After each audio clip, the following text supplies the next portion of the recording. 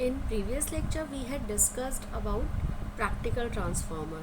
In a practical transformer the efficiency is not 100% due to the losses. So the question is what type of losses. So in this lecture we are discussing about losses in a transformer. So first of all, losses in a transformer are iron loss or core loss. Iron loss is also known as core loss, that is represented by Pi.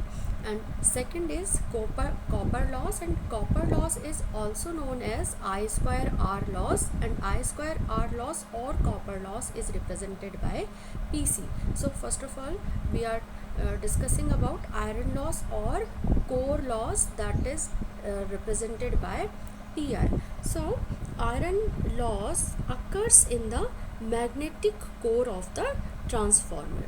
This loss is the sum of hysteresis loss and eddy current loss. Hysteresis loss is represented by PH. This is hysteresis loss, and eddy current loss is represented by PE. So iron loss is equals to hysteresis loss plus eddy current loss, means iron loss is the sum of hysteresis loss and the eddy current loss.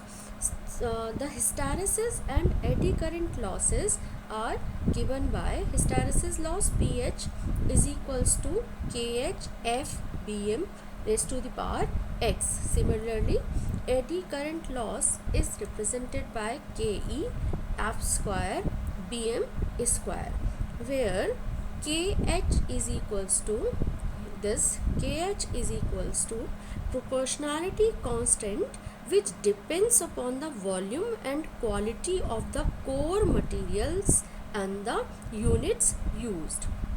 Here KE is equals to proportionality constant whose values depend upon the volume and resistivity of the core material, thickness of laminations and units used.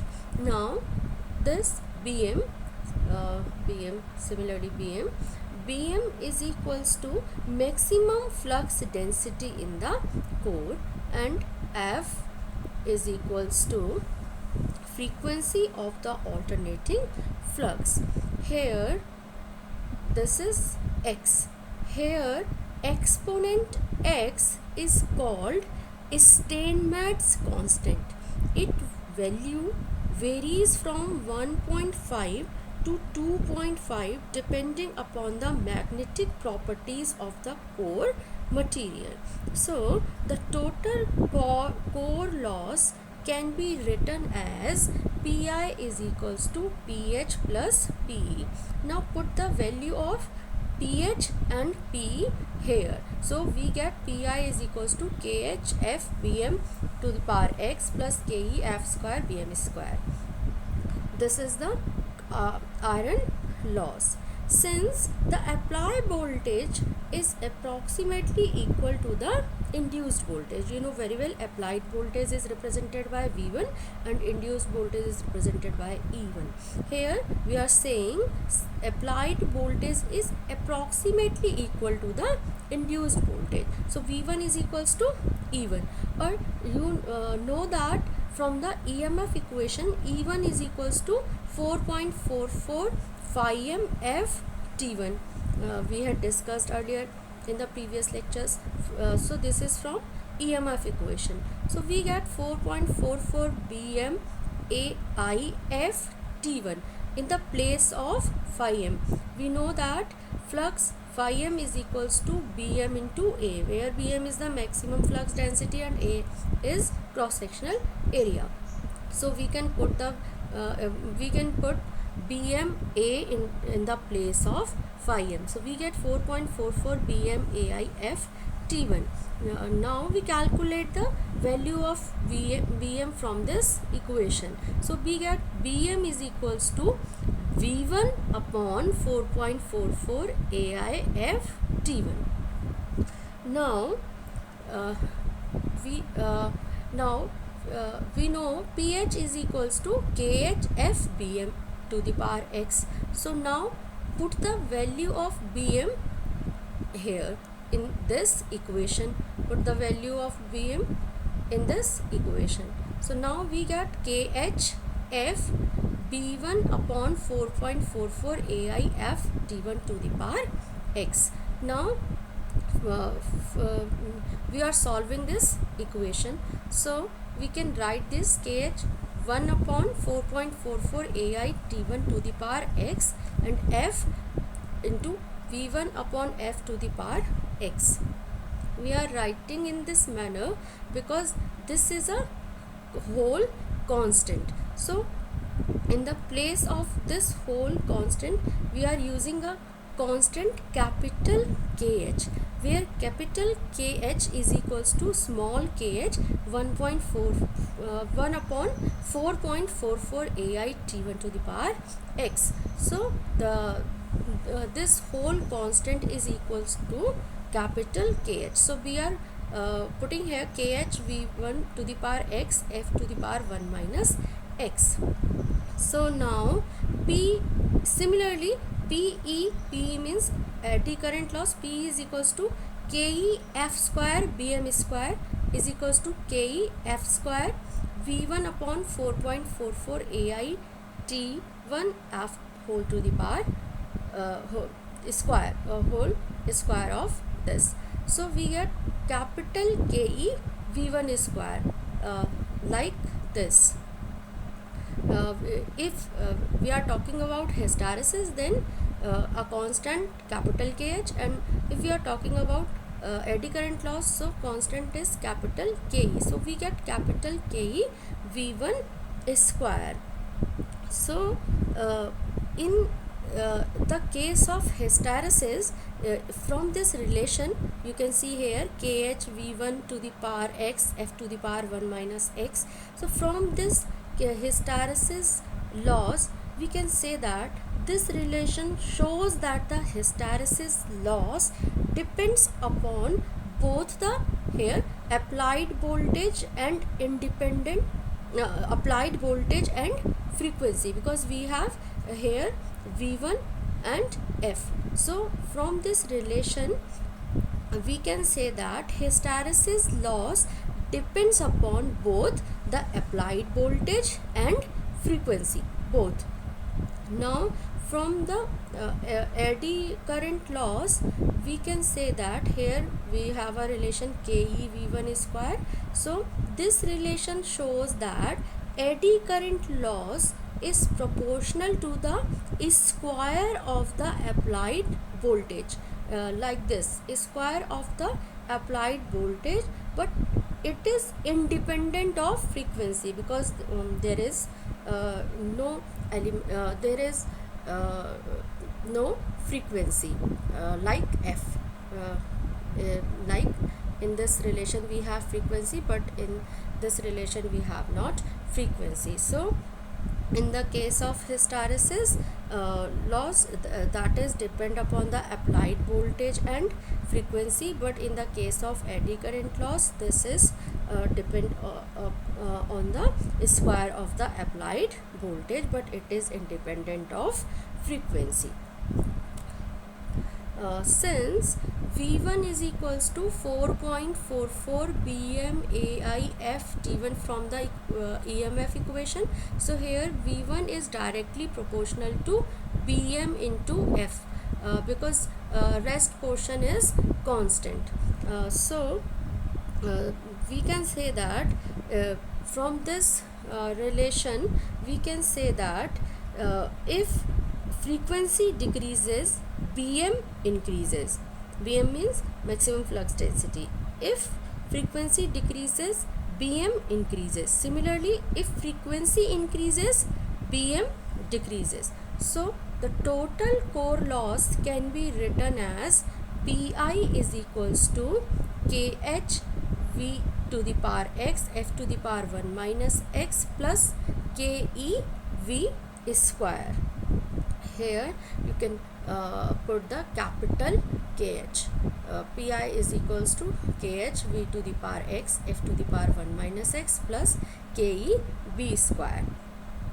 You know this is a constant, so you can put here the capital Kh.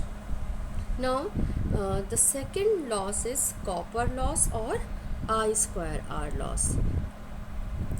This is copper loss or I square R loss is represented by PC. So copper loss is the I square R loss which takes place in the primary and secondary windings because of the binding resistances. So the total copper loss in a transformer is equals to primary winding copper loss plus secondary winding copper loss. So representation of PC copper loss is PC is equals to primary winding copper loss means I1 square R1 and secondary winding copper loss means I2 square R2. So PC is equals to I1 square R1 plus I2 square R2. Now we know that I1 T1 is equals to I2 T2 as we had discussed earlier in the previous lectures. So PC is equals to we can write PC is equals to I2 square T2 upon T1 square into R1 plus, because here from this equation we can calculate the value of I1. So I1 is equals to I2 T2 upon T1. So in this equation we can put the value of I1 in the place of I1. We put I2 T2 upon T1. So PC is equals to I2 square T2 upon T1 square R1 plus I2 square R2. Now we are solving this equation, so we get I2 square R2 plus T2 upon T1 whole square into R1 is equals to I2 square RE2. RE2 means here E means eddy current loss. So this is I2 square RE2. PC is equals to, similarly now we can put the value of load current means from this equation we can calculate the value of I2 and put the value of I2 in this equation. So we get PC is equals to I1 square R1 plus I2 square R2 in this equation. Now we are putting the value of I2. So I1 square R1 plus, in the place of I2, I1 T1 upon T2 whole square into R2. So from the solving of this equation we get I1 square R1 plus T1 upon T2 whole square into R2. So PC is equals to we can say that from the first equation, when we put the value of I1 we get I2 square R2. Similarly when we put the value of I2 we get I1 square RE1. So PC is equals to I1 square RE1 or I2 square RE2. So copper loss is equal in primary or secondary. Now third loss is stray loss. Stray loss means leakage flux in a transformer produces eddy currents in the conductors, tanks, etc. These eddy currents produces losses. And next is dielectric loss. And what is dielectric loss?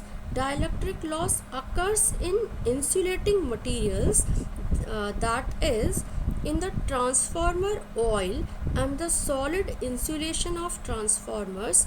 This loss is significant only in high voltage transformer. So the stray loss and dielectric loss are usually small and negligible. Now next is separation of hysteresis and eddy current losses. The transformer core loss Pi has two components, namely hysteresis loss PH and eddy current loss Pi. So Pi is equals to Ph plus Pe, as we had discussed in previous slide. So Pi is equals to Kh F Bmx, here constant capital Kh F Bmx plus capital Ke F square Bm square. So from this equation we can say that here Kh is equals to a constant whose value depend upon the ferromagnetic material. Bm, you know very well, maximum flux density of the and F is equals to supply frequency, and the exponent x varies in the range 1.5 to 2.5 depending upon the material. For a given Bm, the hysteresis loss varies directly as the frequency, and the eddy current loss varies as the square of the frequency. So Ph is directly proportional to F, or Ph is equals to AF. Similarly, Pe is directly proportional to F square, or P is equals to Bf square, where A and B, this A and B are constant. So Pi is equals to AF plus Vf square. For separation of these two losses, the no-load test is performed on the transformer. However, the primary of the transformer is connected to a variable frequency and variable sinusoidal supply, and the secondary is open circuited. So V is equals to E is equals to 4.44 F Im T from the EMF equation. So we get V upon F is equals to 4.44 Pm Ai T, or Pi upon F is equals to Vf plus A. So for any transformer T and Ai is constant, so therefore Bm will remain constant if the test is conducted, so that the ratio V upon F is kept constant. Now from this equation, Pi upon F is equals to Vf plus A. Here the applied voltage V and frequency F are varied together. The core loss is obtained at different frequencies. So Pi upon F versus frequency F is plotted. You can see in this curve here PIF versus frequency. The graph is plotted here. So this graph is a straight line AB, like this. You can see here this graph is a straight line AB of the straight line AB is represented in the terms of small b and small a. Here the intercept of the straight line on the vertical axis gives A. Here you can see here the intercept of the straight line on the vertical axis gives a small a, and the slope of the line AB, this line AB, and the slope of this line AB gives a small b. So knowing the constant a, small a and b, knowing the constants small a and b, hysteresis and eddy current losses can be separated with the help of this graph. So this is your losses in transformer. In next lecture we will discuss about efficiency of a transformer. Thank you.